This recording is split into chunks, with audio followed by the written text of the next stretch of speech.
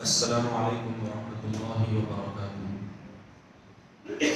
اعوذ باللہ من الشیطان الرجیم، بسم اللہ الرحمن الرحیم۔ ان الذین یکفرون بآیات اللہ ویقتلون النبیین بغیر حق ویقتلون الذین یأمرون بالقسط من الناس فبشرهم بعذاب ألیم۔ أولئك الذين حبطت أعمالهم في الدنيا والآخرة وما لهم من ناصرين۔ ألم تر إلى الذين أوتوا نصيبا من الكتاب يدعون إلى كتاب الله ليحكم بينهم ثم يتولى فريق منهم وهم معرضون، ذلك بأنهم قالوا لن تمسنا النار إلا أياما معدودات وغرهم في دينهم ما كانوا يفترون۔ صدق اللہ العظیم۔ محترم حاضرین، ابھی جن آیات کی تلاوت کی گئی ہے یہ تیسرے پارے سورہ آل عمران کے تیسرے رکوع کی آیتیں ہیں۔ گزشتہ تیسرا پارہ آدھا مکمل ہو چکا ہے اور جو پچھلی آیتیں گزری ہیں اس کے اندر اللہ سبحانہ و تعالیٰ نے اپنے ایک ہونے پر، یعنی اللہ تعالیٰ کے یکتا و تنہا ہونے پر، اللہ کے معبود بے برحق ہونے پر اللہ تعالیٰ نے دلائل پیش فرمائے اور اس پر یہ گواہی بھی پیش فرمائی کہ اللہ ہی خود گواہ ہے اور اللہ رب العزت کے فرشتے گواہ ہیں اور پھر وہ اہل علم گواہ ہیں جن کا ضمیر روشن ہے۔ تو اب یہ ساری گواہیوں کے بعد بھی، اللہ تعالیٰ کی بھیجی ہوئی دلیلوں کے بعد بھی اگر یہ لوگ ایمان نہیں لاتے تو پھر یہ بڑا نقصان اٹھانے والے ہیں۔ اور یہ اہل کتاب یعنی یہود اور نصارہ یہ حضور پر ایمان کیوں نہیں لاتے، حضور کو مانتے کیوں نہیں؟ تو بتلایا گیا کہ یہ اختلاف اس وجہ سے کرتے ہیں، ایمان اس وجہ سے نہیں لاتے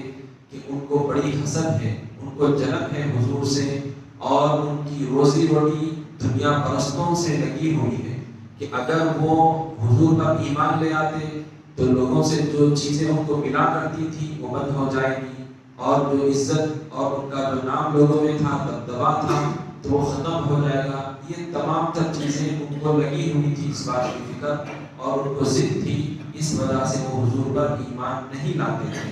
تو بہرحال حضور کے ذریعے سے ان کو یہ فرما دیا گیا اور مسلمانوں کو بھی یہ کہہ دیا گیا کہ تم لوگ ان کے سامنے دلائل قائم کر دو تاکہ ان کو آئندہ بولنے کا موقع نہ رہے۔ اب اس کے بعد بھی وہ ایمان نہیں لاتے تو ان کو ان کے حال پر چھوڑ دیا جائے اور تم سیدھے راستے کو مضبوطی کے ساتھ تھامے رکھو اور تمہارا کام یہ ہے پہنچا دینا ہے۔ اب جو مانے کامیاب، جو نہ مانے وہ نقصان اٹھائے گا اور اللہ تعالیٰ تو ہر کسی کے عمل سے اچھی طرح سے واقف ہے، اللہ دیکھ رہا ہے۔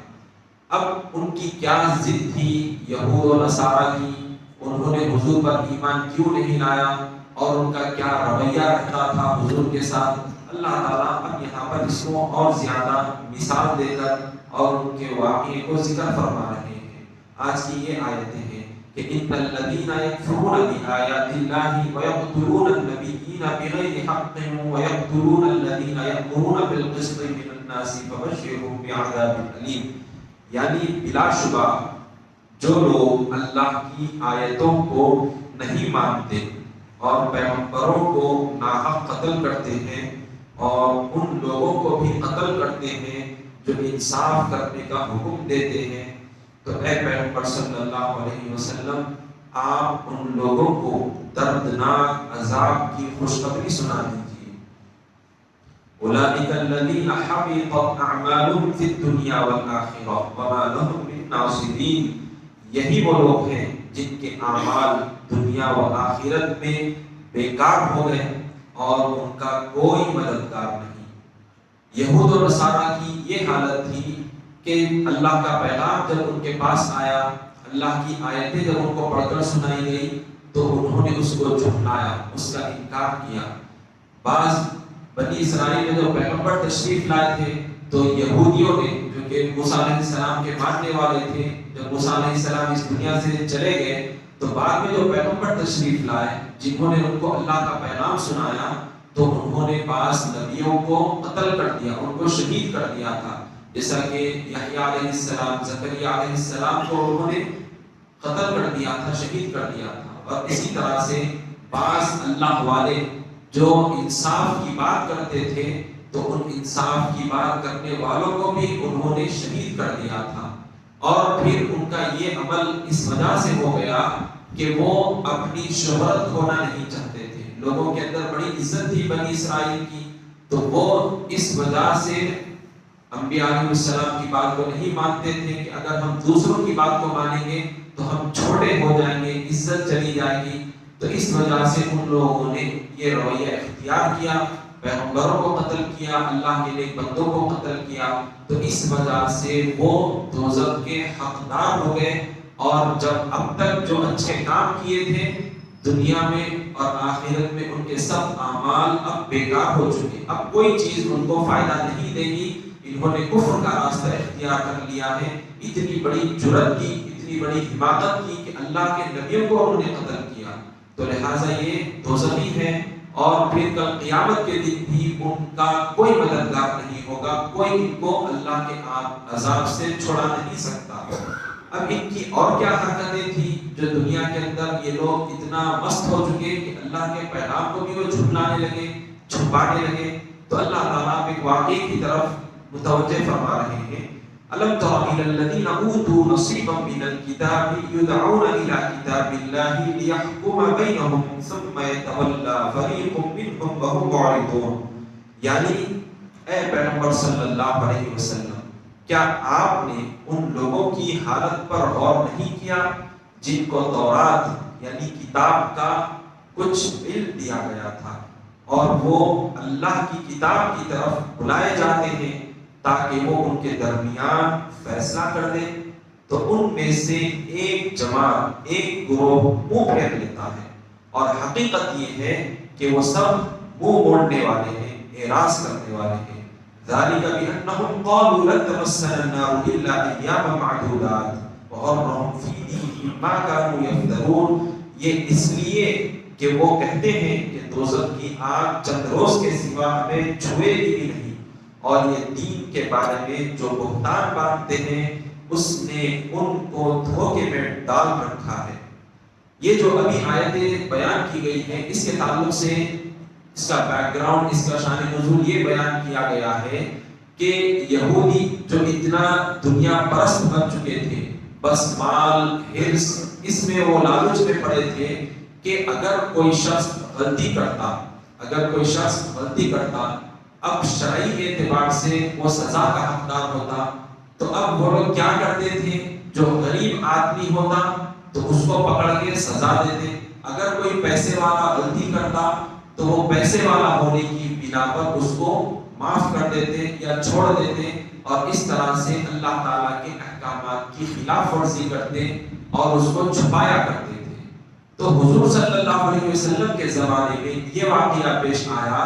کہ یہودیوں میں سے ایک شخص جو کہ بڑا مالدار تھا، اس نے زنا کیا، اس نے بدکاری کی، اور اس طرح سے جب اس کا مقدمہ یہودیوں کے علماء کے پاس یہودیوں کے لے کر جایا گیا، تو اب انہوں نے کیا کیا کہ اب کہ یہ تو پیسے والا ہے، ہماری روزی روٹی ان کے ذریعے سے چلتی ہے، اگر ہم اس کو سزا نافذ کر دیں گے اس کے اوپر تو پھر ہماری روزی روٹی خطرے میں پڑ جائے گی، لوگ جو پیسے والے ہیں ہمارا سپورٹ نہیں کریں گے۔ تو بہرحال انہوں نے کیا کیا